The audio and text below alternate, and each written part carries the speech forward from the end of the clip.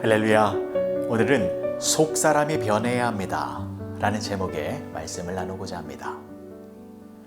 이스라엘 자손 온 회중이 그 광야에서 모세와 아론을 원망하여 이스라엘 자손이 그들에게 이르되 우리가 애굽 땅에서 고기 가마 곁에 앉아 있던 때와 떡을 배불리 먹던 때에 여호와의 손에 죽었더라면 좋았을 것을 너희가 이 광야로 우리를 인도해 내어 이 온 회중이 줄여 죽게 하는도다.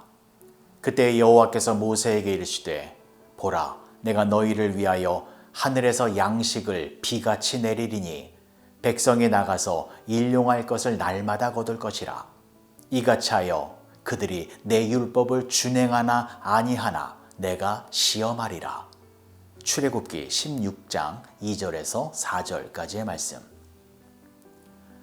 오늘 본문의 말씀은 이스라엘 백성들이 광야에서 먹을 것이 없다고 원망을 하자 하나님께서 하늘에서 내려오는 양식, 즉 만나와 메추라기를 비같이 내려주시겠다라고 약속을 해주신 말씀입니다.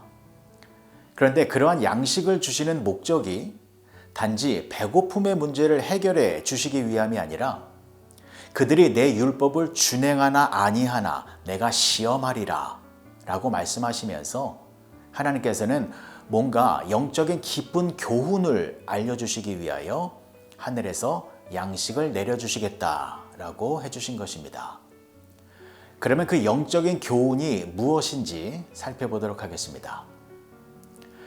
이스라엘 백성들은 하나님의 크신 능력으로 출애굽이라고 하는 놀라운 기적을 체험했지만 하나님께 감사가 아니라 계속해서 원망을 하였습니다. 그 원망의 내용은 크게 세 가지입니다. 첫 번째, 애굽에서 나온 이후 홍해 앞에 다다랐을 때 뒤에서는 애굽의 군대가 쫓아오고 있었습니다. 그래서 우리는 여기서 다 죽게 생겼구나 라고 하며 하나님을 원망했습니다. 이 원망에 대해서 하나님은 홍해가 열리는 기적을 나타내 주셔서 문제를 해결해 주셨습니다. 두 번째, 홍해를 건넌 이후 3일 후에 마실 물이 없었습니다. 마라라는 지역에 물이 있었지만 써서 마실 수가 없었습니다. 그래서 마실 물이 없어서 하나님을 원망했습니다.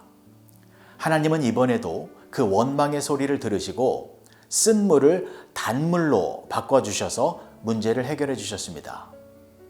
그리고 세 번째는 오늘 본문 말씀에 나오는 것처럼 이스라엘 백성들이 광야에서 먹을 것이 없다라고 하나님을 원망하였습니다. 하나님께서는 이번에도 그들의 원망의 소리를 들으시고 밤에는 메추라기를 내려주시고 아침에는 만나를 주셔서 양식의 문제를 해결해 주셨습니다. 자, 그런데 보십시오. 이스라엘 백성들이 이렇게 하나님을 향하여 계속해서 원망하는 데는 나름대로 이유가 있었습니다.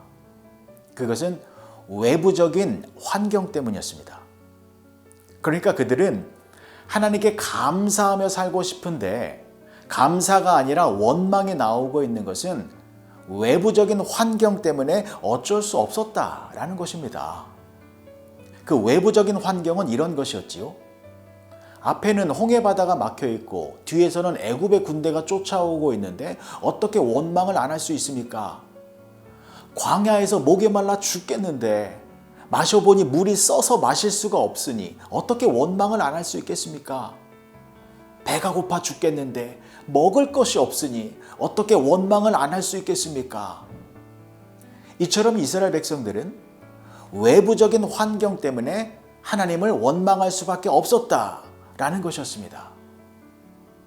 그런데 이것은 오늘날에도 마찬가지입니다. 오늘날의 성도들의 모습도 외부적인 요인 때문에 내가 어려움을 겪고 있다라고 원망의 소리를 내고 있습니다. 남편 때문이라고, 아내 때문이라고, 부모 때문이라고, 자식 때문이라고, 회사 때문이고, 사회 때문이고, 나라의 문제 때문이라고. 오늘날의 많은 성도들도 나의 외부적인 조건 때문에 내가 감사하며 살아갈 수 없다라고 불평을 하고 있습니다. 하지만 오늘 본문의 말씀은 이러한 것들이 얼마나 큰 착각인지를 알려주고 있는 것입니다. 그래서 만약 그런 외부적인 불만 사항을 다 해소시켜주면, 즉 외적인 문제를 다 해결해주면, 그러면 그때는 신앙생활을 잘 하는가 한번 보자라는 것입니다. 그래서 오늘 본문의 말씀을 보시면 하나님께서 하늘에서 양식을 비같이 내려주셔서 배고픔의 외부적인 문제를 해결해주면 과연 백성들이 하나님의 율법을 잘 지키게 되는지, 신앙생활 잘 하게 되는지 보라라는 것입니다. 결과가 어떻게 나왔습니까? 하나님께서 만나를 내려주실 때에 두 가지의 명령을 하셨습니다. 첫 번째는 만나를 매일 새벽에 내려주시는데 그 만나를 아침에 거두어서 하루에 그것을 다 먹고 내일 아침까지 절대로 남겨두지 말라라고 명령하셨습니다. 이 말씀을 꼭 지켜야 했습니다. 그런데 출애굽기 16장 20절의 말씀을 보시면 그들이 모세에게 순종하지 아니하고 더러는 아침까지 두었더니 벌레가 생기고 냄새가 난지라 모세가 그들에게 노하니라. 순종하지 않았습니다. 욕심을 부려서 다음날 아침까지 만나를 남겨두었습니다. 그랬더니 썩어서 냄새가 나고 벌레가 생긴 것이었습니다. 두 번째는 6일째 되는 날에는 이틀치의 만나를 거두라 라고 말씀하셨습니다. 왜냐하면 7번째 날은 안식일이기 때문에 안식일에는 하나님께서 만나를 내려주시지 않을 것이기 때문에 절대로 만나를 가지러 밖으로 나오지 말라라고 명령하셨습니다. 그런데 출애굽기 16장 27절을 보시면 7째 날에 백성 중 어떤 사람들이 거두러 나갔다가 얻지 못하니라. 나오지 말라고 분명히 말을 했는데도 말을 안 듣습니다. 하나님의 말씀에 순종하지 않았습니다. 그러니까 배고픔의 외적인 문제를 해결해 주어도 여전히 불신앙의 모습을 보이고 있었다는 것입니다. 여러분, 이것은 무엇을 말하는 것입니까? 우리는 외부적인 환경들이 좋아지면 그때 신앙생활을 더 잘할 수 있을 것이다 라고 생각하지만, 그러나 외적인 문제가 해결되어져도 하나님의 말씀에 불순종하는 모습은 여전히 나오게 된다라는 것입니다. 그래서 중요한 것이 무엇입니까? 바뀌어야 할 것은 외부적인 것이 아니라 내면의 모습이다라는 것입니다. 외부적인 상황이 바뀐다고 해서 신앙생활 잘 하는 것이 아닙니다. 내가 바뀌어야 합니다. 내 안에 속사람이 바뀌어야 합니다. 내가 바뀌지 않으면 아무리 외부적인 문제들이 다 해결되어진다 해도 또다시 원망하고 불평하고 불순종하는 모습을 보이게 되는 것입니다. 사랑하는 성도 여러분, 우리는 속사람이 바뀌어야 합니다. 그렇다면 우리의 속사람을 어떻게 해야 바꿀 수 있습니까? 예수님만이 우리를 새롭게 변화시켜 주실 수 있습니다. 우리 안에는 무엇이 가득합니까? 죄가 가득합니다. 악하고 추악한 것들이 가득 차 있습니다. 그래서 끊임없이 불평과 원망이 나오는 것입니다. 그래서 우리의 속사람이 변하기 위해서는 예수님의 십자가 능력이 필요합니다.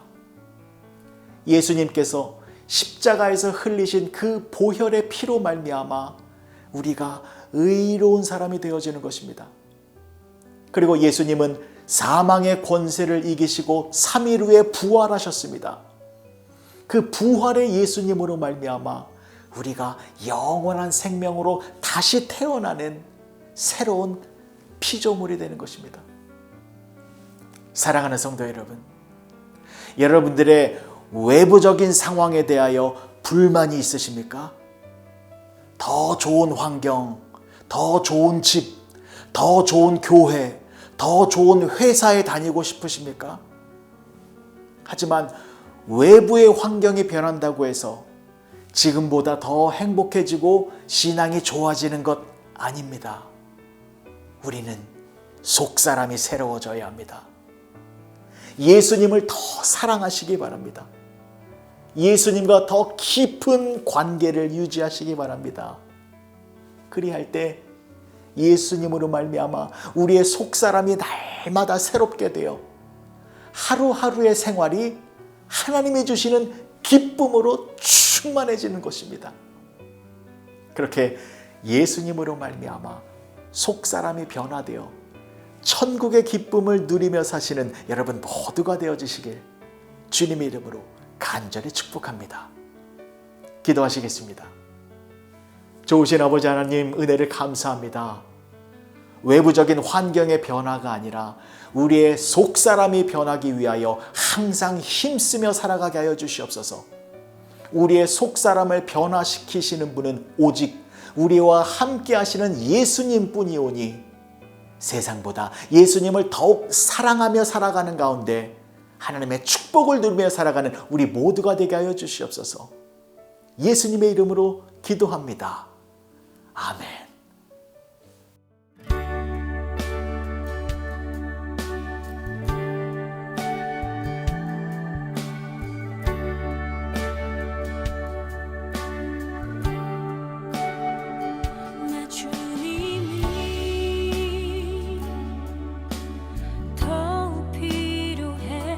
전보다 내 입술의 말보다 더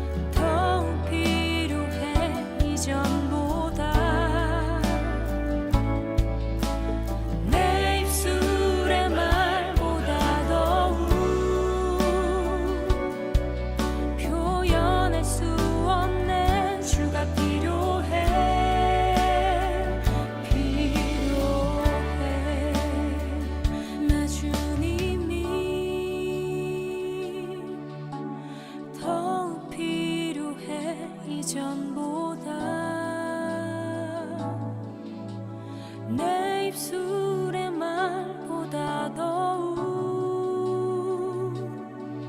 표현할 수 없네 주가